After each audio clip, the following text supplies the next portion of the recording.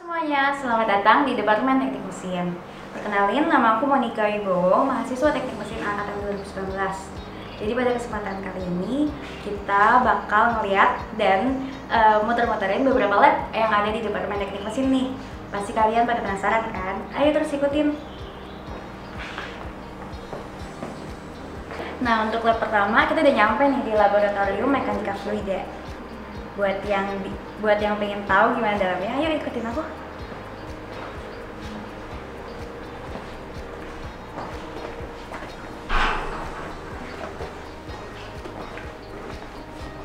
Halo Kak. Halo. Ya, selamat datang di Laboratorium Mekanika Fluida. Nama saya Kevin Kameswara dan saya akan menjelaskan laboratorium ini intinya. Nah, laboratorium ini dibuat untuk memfasilitasi penelitian-penelitian yang berkaitan dengan mekanika fluida, khususnya itu di bagian turbin air seperti turbin pikahidro, riset bubble, dan riset aerodinamika. Nah, laboratorium ini juga dibuat untuk memfasilitasi pembelajaran tentang fluida seperti pada di kelas sistem fluida dan mekanika fluida dasar. Ini adalah alat pertama yang akan saya jelaskan di lab ini. Ini adalah alat praktikum Airflow Hamdan. Gunanya untuk Untuk memperdalam pengetahuan tentang tekanan statik dan tekanan dinamik dari fluida dengan cara memasang pitot tube pada aliran udara yang ada di sini. Nah, dalam menggunakan alat ini, salah satu tabung akan digunakan untuk mengukur mengukur tekanan statik dari aliran fluida yang ada di suatu titik di sini misalnya, dan satu lagi tabung pitot itu akan mengukur tekanan statik dan dinamik di suatu titik yang sama. Jadi pada titik itu bisa dilihat tekanan statik dan tekanan dinamiknya berapa, kemudian nanti kita lihat saja apa pengaruh posisi terhadap tekanan tersebut. Nah, alat ini digunakan untuk membandingkan susunan pipa seri dan susunan pipa paralel dari suatu susunan pompa. Nah, kita akan membandingkan flow rate dan head dari rangkaian pipa tersebut. Manakah susunan, apakah seri atau paralel yang menghasilkan head lebih banyak, dan manakah susunan yang menghasilkan flow lebih banyak. Praktikum ini akan dilaksanakan pada kelas sistem fluida. Nah, makasih banyak nih sama Bang Kevin yang udah mau ngejelasin tentang laboratorium ini. Sama. Makasih banyak ya Bang. Nah, setelah lab ini masih ada lagi loh lab-lab di Departemen Teknik Mesin yang gak kalah menarik. Pada penasaran kan? Ayo ikutin aku.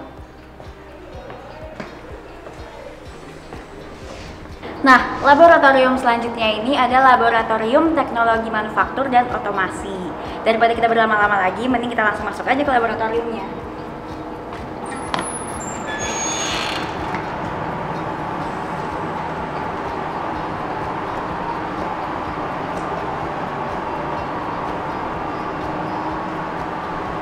Halo Bang. Halo teman-teman, selamat datang di Laboratorium Manufaktur dan Otomasi. Perkenalkan, saya Ramandika dari Mesin 2016.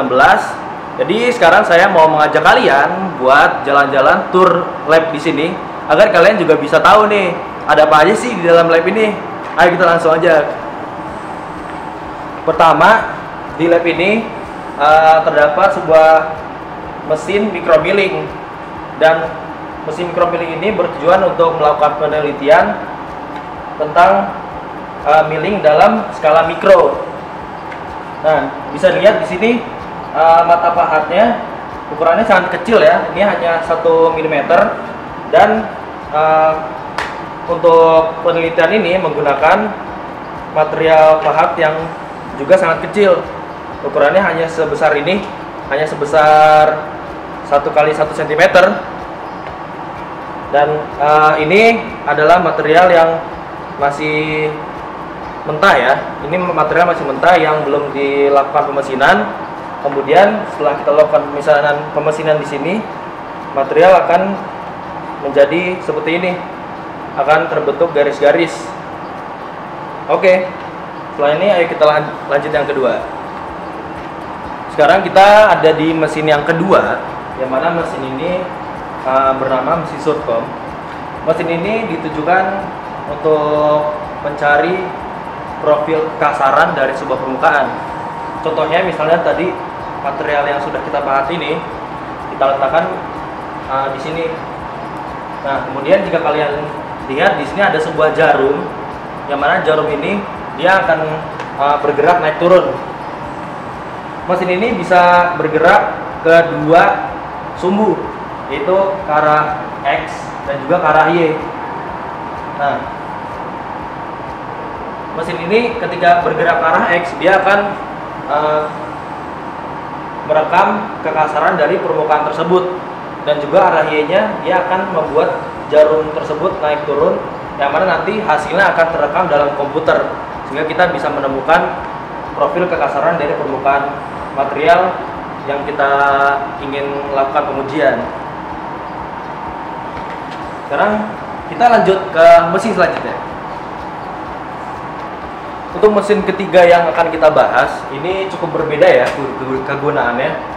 Jadi untuk mesin ini tujuannya adalah untuk kita bisa menemukan profil dari luas dan juga volume dari suatu material. Contohnya bola ini. Jadi mesin ini bisa bergerak pada 3 sumbu, yaitu X, Y, dan Z.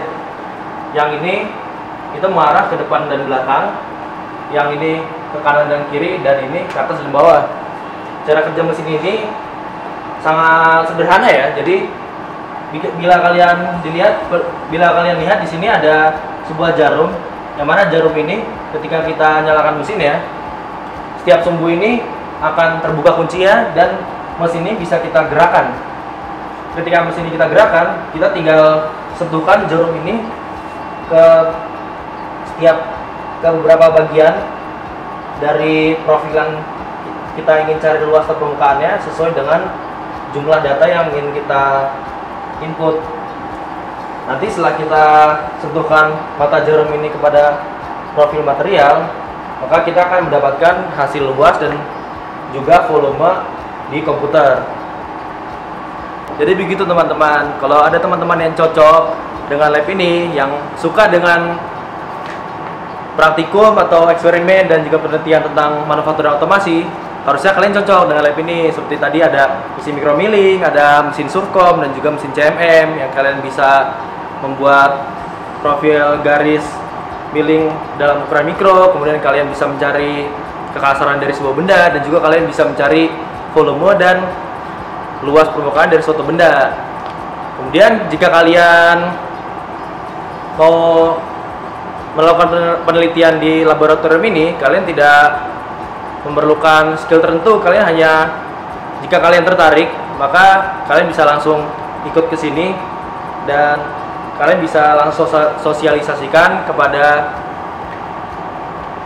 dosen terkait atau juga senior terkait yang juga berada dalam penelitian tersebut. Nah, gitu untuk penjelasan dari Bang Rama. Makasih banget ya Bang udah Iya, menjelasin. sama-sama. Nah, setelah ada penjelasan mengenai laboratorium teknologi manufaktur dan otomasi, selanjutnya masih ada laboratorium lagi di Departemen Teknik Mesin. Buat yang kepo, ayo langsung aja kita ke sana.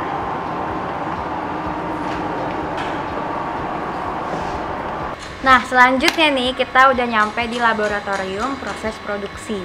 Nah, dari namanya aja udah eye-catching banget kan? Nah, makanya tanpa lama-lama lagi kita langsung masuk ke laboratorium.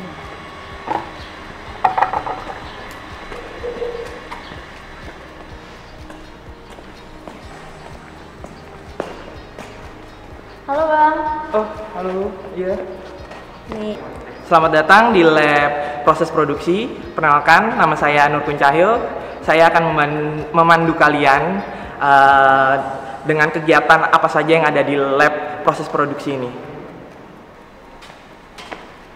Oke, ini salah satu alat yang ada di lab proses produksi. Ini ada las listrik. Las listrik ini fungsinya menyambungkan antara satu bahan dengan bahan yang lain, terutama bahan yang terbuat dari besi. Ini salah satu yang proses sedang dilakukan, penyambungan dari besi-besi panjang dipotong dan disambungkan menjadi persegi. Oke, selanjutnya kita akan pindah ke alat CNC. Alat CNC ini adalah alat yang termasuk canggih, di mana alat CNC ini akan membantu proses kita dalam membuat suatu barang. Barangnya ini bisa dilihat nanti. Barang itu akan didesain dulu, didesainnya dengan salah satu software yang mahasiswa teknik mesin gunakan. Itu ada Inventor, ada SolidWorks, dan ada NX buat program di CNC ini. CNC ini bekerja dengan kepresisian yang sangat baik, dan itu akan membantu kita untuk membuat barang yang akan menghasilkan gambar yang bagus, bentuk yang bagus juga. Selanjutnya saya akan memperkenalkan satu alat yang digunakan juga di lab proses produksi ini, yaitu bugut, di mana fungsinya ini akan mengurangi diameter dari benda kerja yang kita ingin proses. Di bugut ini pekerjaan yang bisa dilakukan yaitu bisa mengurangi dan memperhalus diameternya. Alat selanjutnya saya akan ingin memberitahukan kalian, ini adalah boring. Boring ini gunanya untuk membuat lubang di benda kerja. Prosesnya itu seperti bor pada umumnya, tapi ini akan dibantu dengan ragum yang bisa memegang benda kerjanya supaya tidak bergerak kemana-mana. Oke, ini salah satu riset yang dilakukan di lab proses produksi adalah sepeda listrik yang dikembangkan oleh salah satu dosen di lab proses produksi, yaitu Prof. Danardono, di mana sepeda listrik ini menggunakan motor dan roda yang berbeda dari sepeda biasanya, yaitu dengan ban depan 2 dan ban belakang 1. Nah, makasih banyak Bang Kunco atas penjelasannya mengenai laboratorium ini. Oke, sama-sama Moni. Ya, nah setelah ini masih ada lagi lab laboratorium Departemen Teknik Mesin yang bisa kita kunjungi. Ayo ikutin.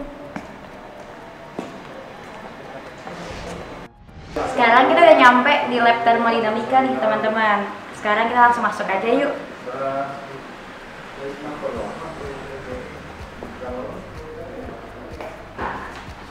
Halo Kak. Halo. Halo semuanya, selamat datang di Lab Termodinamika Departemen Teknik Mesin Universitas Indonesia.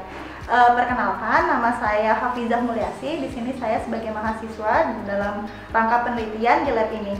Dan sekarang akan coba jelasin ke teman-teman lab termodinamika itu seperti apa sih. Jadi di lab termodinamika ini kita ada beberapa research group yang terdiri dari 4. Dan di sini kita akan ada beberapa riset. Pertama ada flame and combustion, terus juga ada tim dari gasifikasi, kemudian juga ada dari teknik pembakaran dalam, dan juga ada teknik keselamatan kebakaran. Nah, dari riset-riset di sini, di lab termodinamika ini tuh belajar untuk melihat, untuk mengetahui bagaimana proses termodinamika, siklusnya, serta fenomena yang terjadi di kehidupan kita sehari-hari. Dan ada beberapa alat yang di lab ini akan dipelajari untuk teman-teman yang nantinya akan melakukan penelitian ataupun akan mengambil mata kuliah di teknik mesin. Ada nanti praktikum KKE. Nah, di praktikum ini biasanya kita akan mempelajari alat seperti mesin oto dan mesin diesel. Nah, kita bisa nih, kita sekarang buat lihat alat-alatnya itu ada apa aja sih.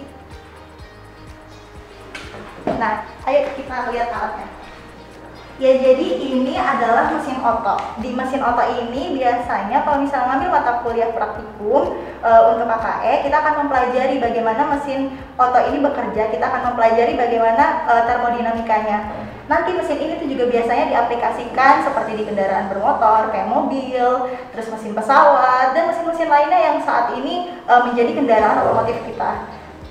Dari alat ini juga kita bisa tahu bahwa proses pembakaran itu perlu yang namanya 3 hal. Nah, dari 3 hal ini itu kita perlu, contoh kita untuk ingin adanya nyala api untuk kayak pembakaran ada 3. Pertama kita butuh oksigen, kedua adalah bahan bakar, Dan yang ketiga ini adalah si panas itu sendiri. Nah, dari alat ini gimana sih caranya kita mengubah energi panas menjadi sebuah energi gerak? Nah, jadi biasanya kita akan butuh bahan bakar. Butuh bahan bakar ini nanti akan dikonsumsi oleh mesin. Ketika dikonsumsi oleh mesin akan terjadi pembakaran, akan masuk udara di dalam section masuknya. Kemudian nanti akan terjadi pembakaran. Setelah itu energi panas itu akan menghasilkan energi gerak. Nah, dari keseluruhan alat ini, mesin otot tuh cara kerjanya hampir bentuk alatnya hampir mirip dengan mesin diesel. Nah, tapi cara fungsinya secara termodinamikanya akan berbeda siklusnya. Nah, teman-teman nantinya ketika akan bergabung di teknik mesin akan mempelajari hal-hal seperti ini. Nah, kita sekarang bisa lihat lagi alat selanjutnya. Ya, sekarang kita akan ke alat yang namanya gas chromatograph atau GC. Alat GC ini adalah alat untuk supaya kita tahu kandungan kimia, senyawa-senyawa yang terkandung dalam sebuah material yang ingin kita uji. Jadi, di alat ini nanti kita akan masukin sampel. Sampelnya biasanya kita berupa liquid. Nah, dari liquid itu akan kita injeksi. Setelah kita injeksi, akan terekam, terbaca oleh alat ini, kemudian akan ditampilkan di layar monitor untuk menghasilkan dalam suatu hal yang untuk kita pengen uji material tersebut, ada berapa banyak senyawa yang terkandung, seperti itu. Nah, jadi teman-teman, untuk yang ingin mengetahui atau mempelajari tentang kandungan-kandungan juga bisa dilihat dari lab ini dan menggunakan alat ini, seperti itu. Nah, kita juga setelah itu akan lihat ke selanjutnya. Dan teman-teman ada satu lagi loh yang di sini menarik untuk kita jadikan pelajaran. Jadi kalau di sini juga ada dari tingkat akhir melakukan tugas akhir skripsi misalnya, itu untuk meneliti sebuah alat, dan alat ini salah satunya adalah model atau miniatur dari tunnel MRT. Untuk apa sih ini dibuat? Jadi biasanya kalau tingkat akhir itu ada namanya mata kuliah pilihan, dan ada salah satu mata kuliah yang namanya dinamika api. Dalam dinamika api ini kita mempelajari bagaimana fenomena terjadinya kebakaran, juga bagaimana teknik keselamatan kebakarannya. Di sini kita ingin melihat bagaimana ketika terjadi kebakaran dalam sebuah tunnel MRT dan kemudian terjadi asap, bagaimana caranya asap itu bisa cepat keluar dan bisa menjadikan lebih efektif untuk metode penyelamatan jiwa dari para penumpang di dalamnya. Seperti itu. Kira-kira masih banyak sih sebenarnya alat-alat yang lain, tapi kalau penasaran kalian masuk ke jurusan teknik mesin dan kalian juga bisa gabung di lab ini. Seperti itu. Oke, terima kasih banyak nih buat Kak Afi yang udah mau menjelaskan tentang laboratorium termodinamika ini. Iya, sama-sama. Terima kasih banyak ya Kak. Nah, setelah laboratorium termodinamika ini, kita masih ada satu laboratorium lagi di Departemen Teknik Mesin yang nggak kalah menarik. Kalau mau tahu, ayo kita langsung sana. Nah, untuk laboratorium terakhir, ini ada laboratorium teknik pendingin nih. Nih, buat kalian yang bingung kayak teknik pendingin tuh biasanya ngapain sih laboratoriumnya, langsung masuk aja ke tangannya.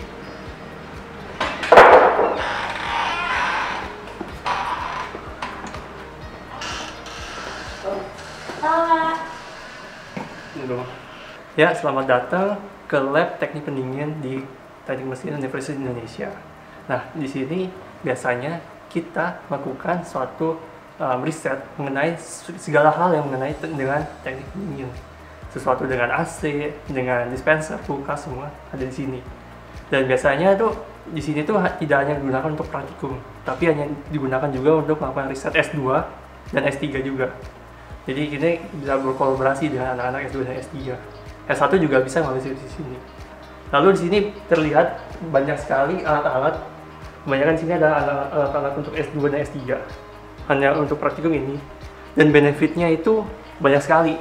Benefitnya dari lab ini adalah kita dapat mengerti mengenai teknik tentang proses cara teknik pendingin.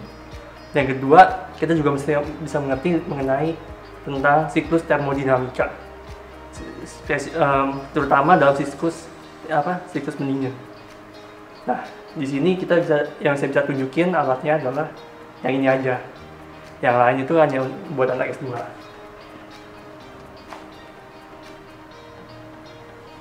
Ya, jadi di sini kita mengenal suatu alat yang kita biasa sebut dengan RTU atau Refrigerant Training Unit gitu.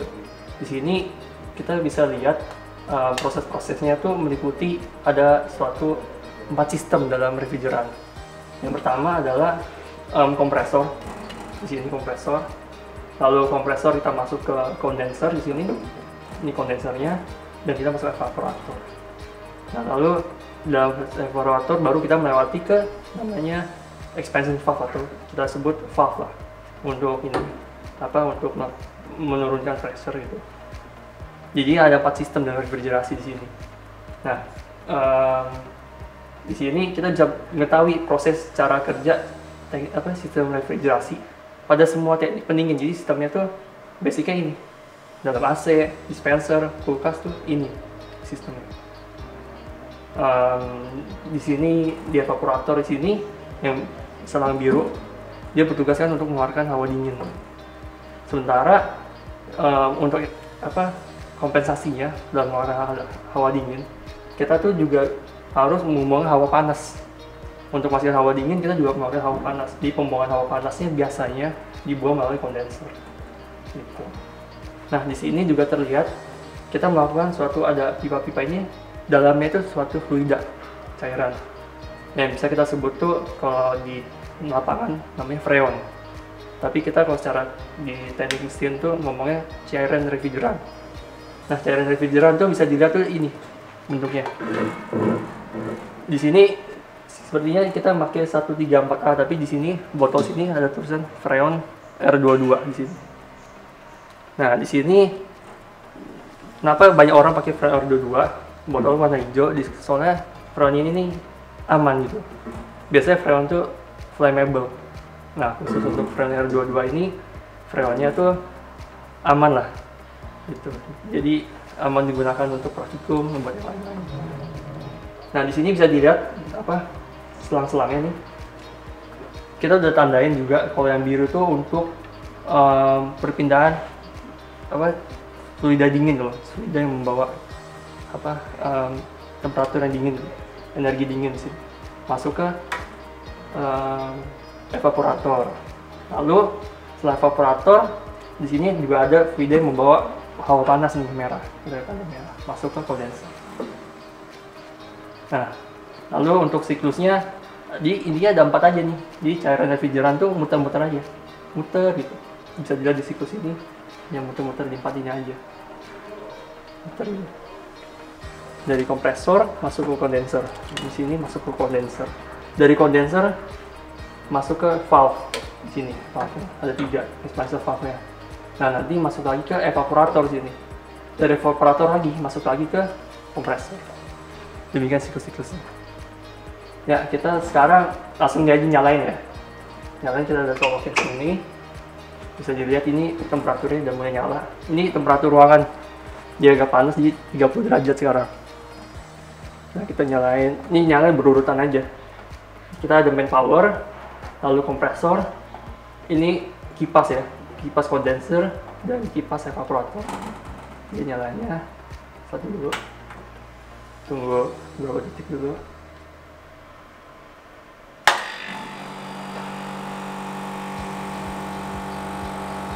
Kompresor nyala yang ini. Ini panas, ini nggak boleh pegang. Terus ini. Kondenser nyala. Nah, baru. Nah, dalam praktikum ini biasanya yang kita ukur ada 2. Pertama yang kita ukur adalah temperatur di suction sama di discharge. Lalu yang kita ukur yang kedua adalah ini di pressure-nya, suction pressure sama discharge pressure. Jadi yang kita lakukan praktikum adalah 2, temperatur dan pressure-nya. Nah, ini kita nggak pakai, ini 2 ini.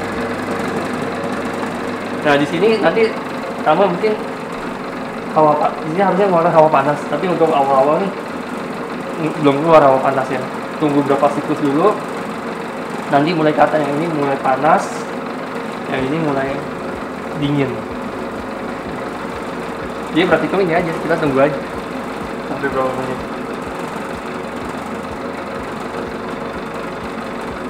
Terus bisa dilihat nanti temperatur yang ini tuh kayaknya mulai naik ya, sekitar yang ini mulai turun nih, dari 30 mulai turun terus 28. Ini yang dingin, yang ini evaporator yang panas nih kondenser. Bisa terlihat itu. Biasa dalam praktikum kita lakukan selama kurang lebih 20 menit atau 30 menit. Nah, ya itu aja penjelasan dari saya mengenai praktikum ini, RTU ini. Sekarang kita matiin aja ya.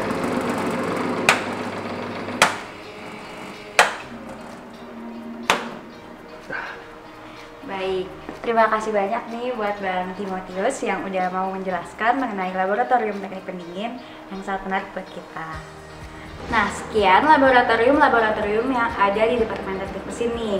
Untuk kalian teman-teman yang semakin yakin mau masuk teknik mesin, jangan lupa untuk terus ikutin rangkaian acara Teknik Open House 2020 ya. Terima kasih sudah mau mengikuti. Dadah!